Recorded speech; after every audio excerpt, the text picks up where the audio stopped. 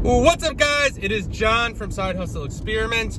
Welcome to another video. In today's video, I am answering Instagram followers' question. They are currently a bulk bookseller. Well, they call themselves a baby bulk bookseller. They're basically doing it out of their garage, which is fine. Nothing wrong with that. They have no employees. They have been doing it for about 5 years or so, and they basically want to transition to OA because they feel it's more scalable. They're willing to invest about $1,000 into online arbitrage to get started, and they basically want to know what advice I have for them to make the transition. They're willing to spend about $1,000 to make the transition into OA. So I know a lot of you guys follow me. I started with books, so this might be relevant to a lot of other people who are either starting with books and thinking about OA, or maybe have bulk book business and trying to do OA. So I'm gonna kind of break down my advice. I basically just went through this myself, maybe on a little larger level, but same principles apply. So before we get started, if you could just give the video a like and subscribe, it would mean the world to me. It just really helps the content get out there. So let's just get into it, guys. So number one, making the move to OA from books seems very easy on paper. Trust me, I've been there. It is a bigger learning curve than you think. I mean, anything is. You're basically changing your entire business model. You've been doing something for 5 years, kind of similar to what I've done. I've been doing bulk books for probably the last 2-3 years. So you get very used to certain things. You have systems in place. You mentioned that it's going well and that you have a nice setup. So I don't know, that might not be something you want to mess with, but make your own judgment after the video. So number one, I would not stop doing bulk books. You did say you need the money to, you work, this is your full-time gig, your wife also works. So if you need the money from this, you got to keep this going, because OA is extremely capital intensive. So just going cold turkey and not generating any cash flow from your main business would not be a good idea in this situation, unless you're sitting on a ton of capital, probably close to like $20,000-$30,000. To go cold turkey and to really learn OA the next 6 months, like that might be what it could take. Sounds like a crazy number according to everyone else on Instagram who says you could do it with no money or $1,000. But if you wanted to stop making money and make whatever you need to make, that's probably what it would take you. So I would not stop doing bulk of books anytime soon. What I would do is turn online arbitrage into your new side hustle. I'm guessing that you probably had a job before you got into selling books on Amazon or doing bulk books in general. So it sucks, but you're gonna have to go back to doing that if you need to make the money. Another option here is you could hire someone, not like a full-time employee, but a helper. I know when I did bulk books, even when I was doing it at a storage unit, I had someone list the books. This saved a ton of time. Basically, they came over to the storage unit, I loaded their car, they went home, they did all the listing from their house, they called UPS for a pickup at their house, kind of took care of all of that stuff. Super helpful. So that could also be another option to free up some of your time. Or, I mean, you could hire to help someone scan.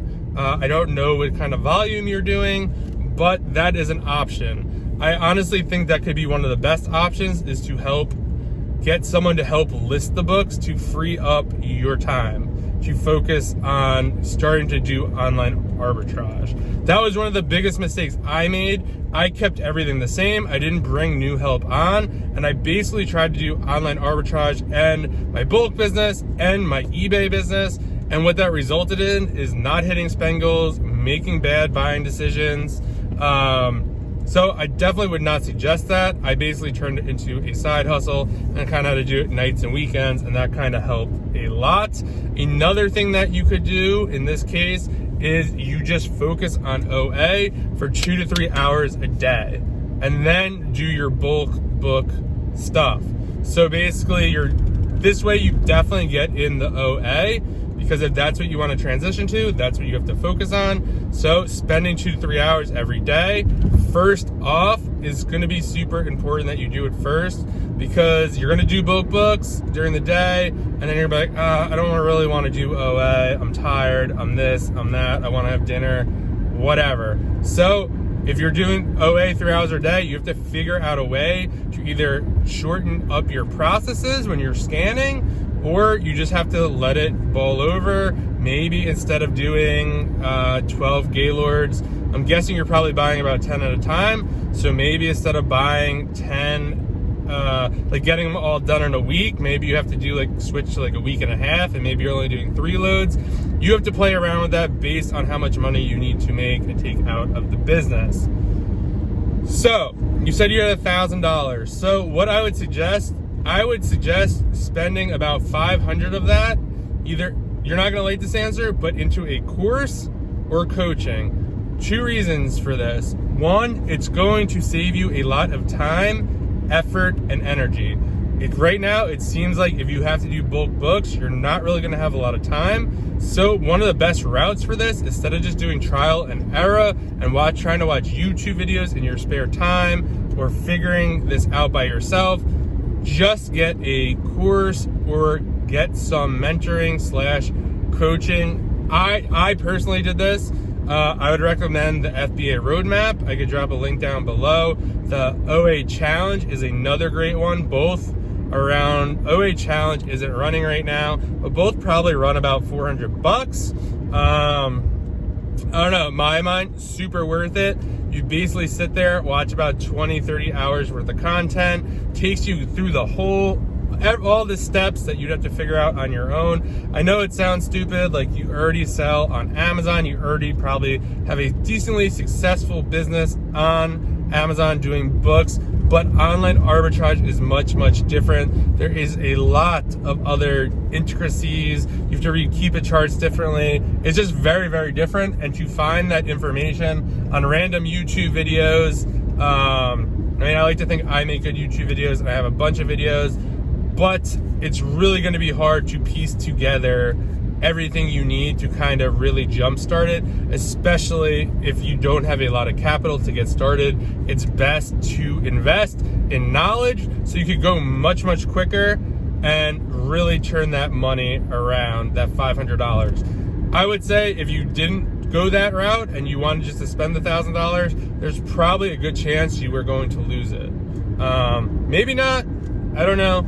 But if you're just going cold turkey and not really paying attention and kind of watching videos, that would be my assumption. But you can do what you want. So that's my advice for that. Number 2, there are going to be some pros and cons. I know you mentioned that you're looking for something more scalable, and OA, in my opinion, is definitely more scalable, especially if you're doing bulk books out of your garage. Nothing wrong with that. I started a storage unit. I now have a warehouse, and I'm about to get rid of my warehouse. So take it from experience. Your next progression, most likely, if you wanted to do more money in your bulk book business, would be to get a warehouse. And I'm guessing you probably don't want to do that if you're thinking about doing online arbitrage.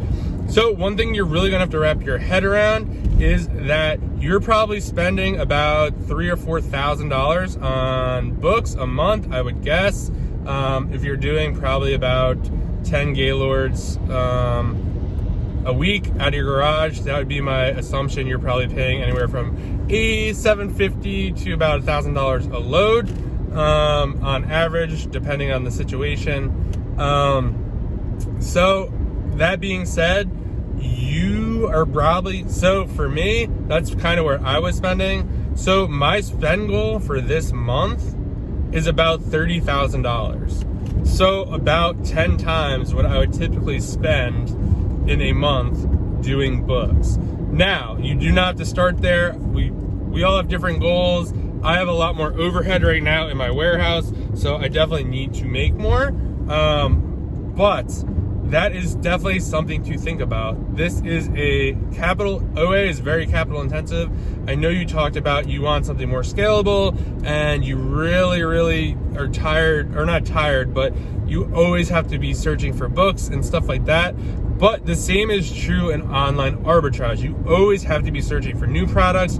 Yes, you're going to pick up replenishables, but trust me, most businesses, I know it's what's on Instagram, I know it's what's on YouTube. Everyone talks about replenishables and they just hit a button on Walmart and this and that. And like, yes, that is part of their business. But if you just have a replenishable business, your business will go out of business real quick, because the things you're replenishing today, you won't be able to replenish in a month or two from now, just because market conditions change, pricing goes up, there's all sorts of stuff. So you always have to be sourcing. So keep that in mind. And if you have a goal in mind that you want to hit, let's say you want to make about $5,000, okay? I hate doing math just on camera without writing it down. But if you wanted to do about $5,000 in profit, you'd have to spend $25,000 at a 20% ROI. All right. So that would get you to about $5,000. I would probably suggest you shoot to make 30% on that money, because as soon as you buy the product, it is most likely you're not going to get that price. It's just how it works. When you're looking at it, someone else is probably looking at it. You're going to buy it, they're going to buy it, and then whoever gets to the warehouse quickest, and then maybe it doesn't, but eventually people will catch on. So a lot of people will say, oh, we make 30% on the money. That's really not true. They're probably looking at about 20%, and that doesn't necessarily figure software expenses and stuff like that. So just some things to keep in mind. Not saying that to scare you. I know it was a huge shock to me when I was spending about $4,000 and I spent $10,000 my first month, and they were just like, I was like, oh my God. And they're like, yeah, like you're really gonna have to like ramp that up if you want to do the numbers you're doing, or the profit you want to do, or what you want to take out of the business. Now, with all that being said, let's do a quick recap here. Obviously, I'm guessing you already have Keepa. You're probably using AccelerList or ScanLister, which is fine. But here's what I'd recommend to get started with online arbitrage if you choose to do that path. Number one, I would get separate credit cards for online arbitrage, or dedicate a certain credit cards you already have or accounts you already have just for online arbitrage. I really don't think you want to commingle the inventory. You definitely want to know how much money you're making just from online arbitrage. Not sure you're tracking it now. If you're using the tracking spreadsheet, you could definitely do that. But I would probably prefer you use Inventory Labs. This way you're listing in two separate things, and it's very separate. You can see the profit and ROI in your Inventory Labs versus whatever else you're using for books. I would get SellerAmp to start just manual sourcing. I'm assuming you have Keepa, and that's kind of how I would get started. So I'd get SellerAmp. There's 14-day free trial somewhere below. Keepa, IP Alert. You don't have to get it, but it is kind of good protection, especially if you have your book business. You really don't want to be messing with that to get IP alerts and kind of screw up your book business. So that's down below. I think you can just buy it for a lifetime membership. It's really not that much. But yeah, that would kind of be my advice to you. I would definitely not try to go at this alone. Like I said, my advice would be take half the money you want to put up, invest it in a course or coaching or whatever, just to skip ahead. I did a consulting call with someone. I literally wrote down all my questions. Granted, I already had base knowledge in OA. I already had taken a course or kind of went that kind of route. So I had very specific questions. We ran down it in 2 hours. It cost like $200. Totally worth it. I literally got all my questions answered within 2 hours. And then, yeah, once you learn, start testing the waters. And buying inventory. Like I said, you could just do manual sourcing with SellerAmp. I have live sourcing videos that you could watch that will kind of walk you through that process. And then, yeah, start learning. They're definitely, just keep in mind, like I said, I'm not trying to scare you. I'm just speaking from my experience. I thought the transition to OA would be like easy peasy, no problem, super simple. That definitely was not the case. Definitely a big learning curve, spending lots more money, lower profit margins, but at the end of the day, if you could buy a lot more of something, definitely a lot easier. Even if you're just buying 5 or 10, it's not like you could just pick out the same 10 books in a Gaylord. But yeah, that is kind of my advice for you. I hope you found that helpful. Feel free to DM me at Side Hustle Experiment. I will email you the link to this video. So the end of that video got cut off, but yeah, that's pretty much all I have for you guys today. Please like the video, please subscribe, leave a comment below. Let me know if you have any questions or if you have any advice for this person if you made the transition as well. I'd love to hear it, and I will see you guys in the next video.